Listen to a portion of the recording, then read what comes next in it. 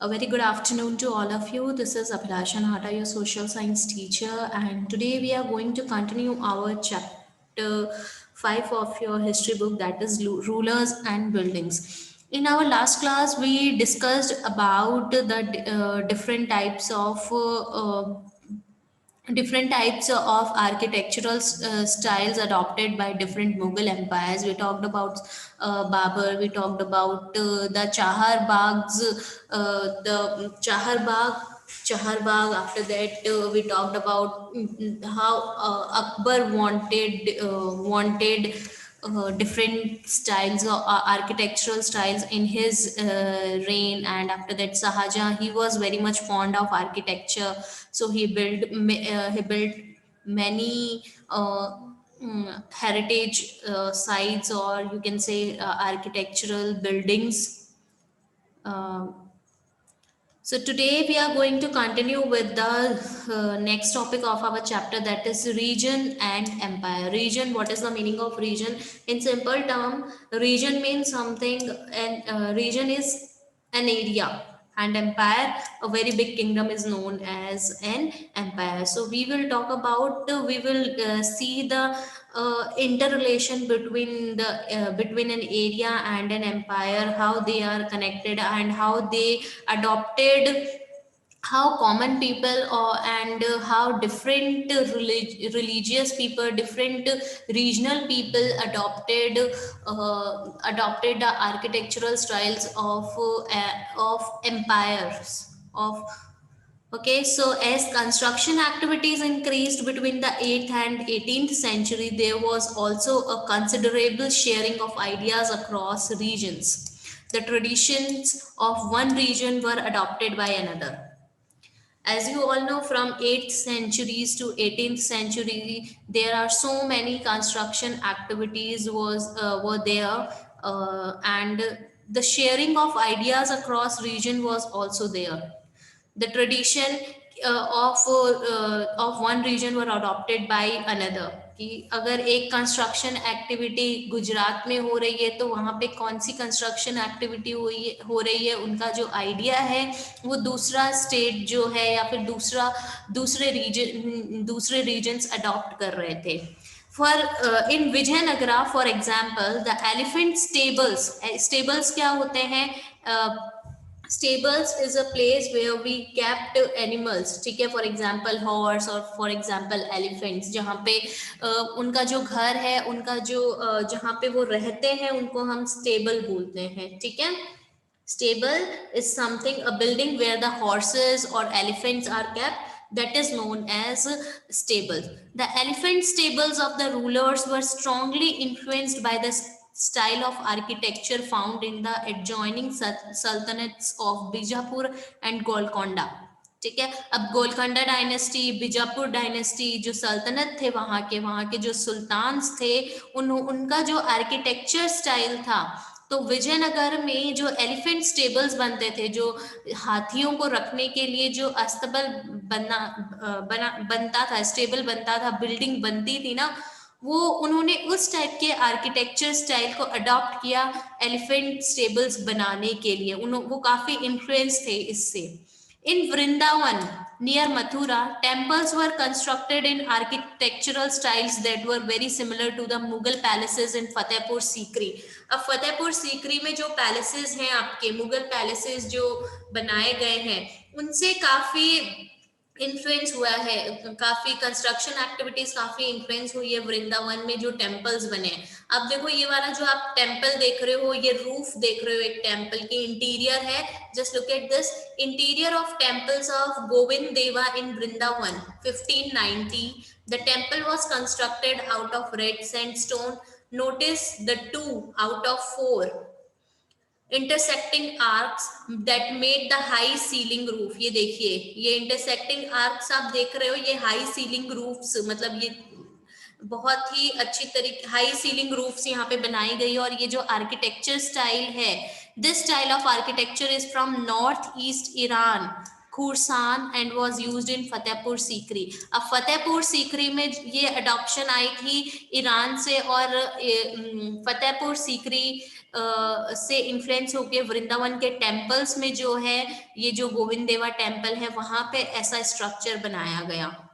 तो आर्किटेक्चरल जो construction activities थी डिफरेंट डिफरेंट रीजन से काफी इन्फ्लुएंस हो रही थी वहाँ की आर्किटेक्चरल स्टाइल्स, बहुत लोग अडॉप्ट कर रहे थे डिफरेंट डिफरेंट आर्किटेक्चरल स्टाइल्स को। The creation of large empires that brought different regions under their rule helped in the cross-fertilization of artistic forms and architectural styles.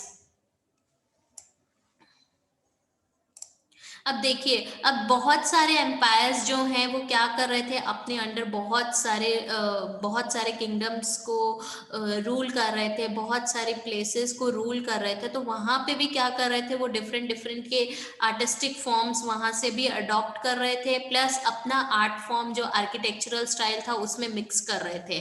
Mughal rulers were particularly skilled in adapting regional architectural styles in the construction of their own buildings. In Bengal, for example, the local rulers had developed a roof that was designed to resemble a thatched hut. Thatched hut क्या होता है, normally जो straw हो गया, dry leaves हो गए, dry आपके weeds हो गए, उनको यूज करते हुए जब हट्स बनाए जाते हैं इस स्ट्रक्चर में बनाते हैं, ठीक है, ये रूफ इस स्ट्रक्चर में बनती है। तो बंगाल में जो है जो लोकल रूलर्स थे वो इस डिजाइन के जो है रूफ्स जो थैच्ड हट से रिजेंबल करते थे, इस डिजाइन के रूफ्स बनाया करते थे।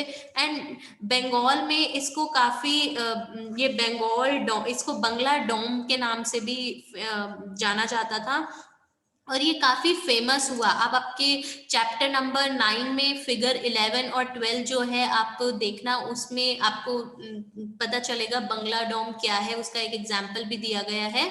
सो the Mughal likes the Bangla dome so much they used it in their architecture. अब बंगला डोम को उन्होंने बहुत पसंद किया, ठीक है, इस टाइप के आर्किटेक्चरल स्टाइल को बहुत पसंद किया कि जिसका जो स्ट्रक्चर है थैच्ड हट की जैसे, ये जो मैं अभी आपको ड्रॉ करके बता रही हूँ ये थैच्ड हट का स्ट्रक्चर समझ लो आप।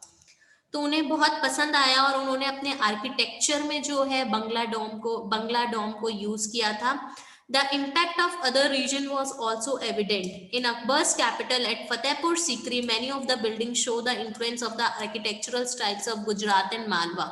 कि अब मुगल पीरियड में जो मुगल्स थे काफी अडॉप्शन कर रहे थे कि डिफरेंट डिफरेंट रीजन से डिफरेंट डिफरेंट आर्किटेक्चरल स्टाइल्स को अडॉप्ट कर रहे थे और अपने बिल्डिंग्स में बिल्ड कर रहे थे। तो अकबर के राइन के टाइम पे हम देखते हैं उनके जो फतेहपुर सीकरी, उनका जो कैपिटल था अकबर के राइन पे टाइम पे फतेहपुर सीकरी, वहां पे जितनी कुछ बिल्डिंग्स ऐसी है जो गुजरात और मालवा के आर्किटेक्चरल स्टाइल से काफी इन्फ्लुएंस होती है।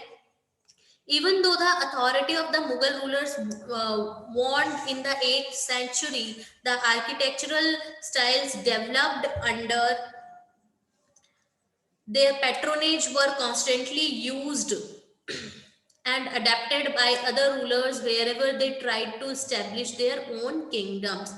अब देखिए अब क्या हो रहा था कि जो मुगल रूलर्स हैं उनकी अथॉरिटी जो है 18th सेंचुरी में धीरे धीरे क्या हो रही थी, डिक्रीज हो रही थी, उनकी अथॉरिटी कम हो रही थी। बट जो उनका जो आर्किटेक्चरल स्टाइल था जो उनके टाइम पे डेवलप हुआ था वो कॉन्स्टेंटली यूज किया जा रहा था, दूसरे रूलर्स उनको अडॉप्ट कर रहे थे। आप सबको पता है मुगल एम्पायर में हमने द मुगल एम्पायर हमने जब चैप्टर पढ़ा उसमें भी हमने देखा कि औरंगजेब के बाद जो है आपका जो मुगल डायनेस्टी जो है धीरे धीरे उनकी जो पावर्स है वो कम होने लग गई थी।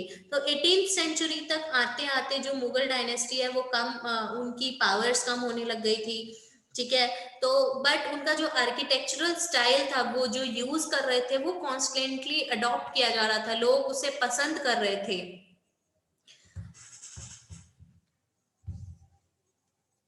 अब फिगर 17 देखिए, ये वाला फिगर देखिए, decorated pillars and struts holding the extension of the roof in Jodhbai palace in Fatehpur Sikri. These follow architectural traditions of the Gujarat region. ये वाला जो रीजन है, ये जो पार्ट है इसको हम स्ट्रट्स बोलते हैं, ठीक है। तो काफी डेकोरेटेड पिलर्स, ये जो खंबे हैं ये पिलर्स हैं, ठीक है। ये पिलर्स जो हैं यूज किए जा रहे थे। ये जोध भाई पैलेस है फतेहपुर सीकरी में, और ये गुजरात का ट्रेडिशन था, ठीक है। गुजरात के आर्किटेक्चरल ट्रेडिशन को यहाँ पे फॉलो किया गया है, यूज किया गया है, और उन्होंने अपने बिल्डिंग में इस स्ट्रक्चर को बनवाया है, ठीक है। Now churches that touch the skies, एक आपका ये एल्सवेयर का क्वेश्चन एल्सवेयर में है। From the 12th century onwards, attempts began in France to build churches that were taller and lighter than earlier buildings. This architectural style, known as Gothic, was distinguished by high pointed arcs, that the use of stained glass, often painted with scenes drawn from the Bible, and flying buttresses, tall spires and towers which were visible from a distance were added to the church. अब France में भी जो है काफी churches build होने लग गए थे 12th सेंचुरी से, ठीक है। बहुत सारे बड़े बड़े टॉलर चर्चेस बनने लग गए, लंबे, और पहले के कंपैरेटिवली काफी लंबे और काफी लाइटर बिल्डिंग्स बनने लग गई थी। और इस आर्किटेक्चरल स्टाइल को, यहाँ पे जो आप एग्जांपल देख रहे हो, ये जो चर्च का डिजाइन देख रहे हो, इस आर्किटेक्चरल स्टाइल को गॉथिक स्टाइल भी बोला गया है। यहाँ पे जो आर्क्स होते थे, जो ऊपर का जो एरिया होता था पॉइंटेड एरिया होता था, ठीक है।